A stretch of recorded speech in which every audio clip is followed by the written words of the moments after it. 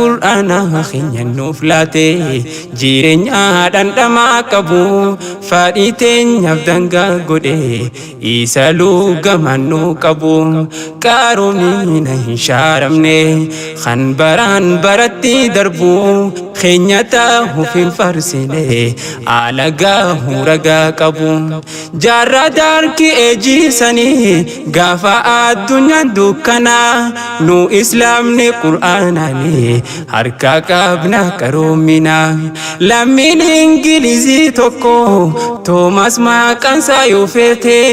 je'ee barnoonni islaamaa dhooftee akka ji'a ifte jaarraa jiddu galeessaa san kan Awurooppaan dukkanoyte dhuufee barnoonni islaamaa Awurooppaadhaaf ifa laate dhuufee ilmi shari'aadhaa Awurooppaadhaaf ifa laate ragaa kaafiran haajamnu ragaan keenya rabbii jabaa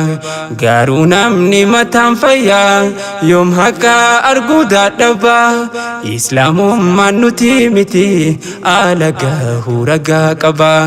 islaamummaan nuti miti alagaa huragaa qabaa badhaasaa keenya ganamaa yaa sinqii gaafa galgalaa siitu khaaraa namaaf tolchaa si wajjin dandii imallaa amantii abunaa adam kennatu yaa islaamummaa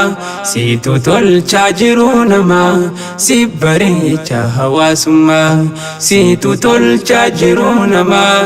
si bareecha hawaasummaa.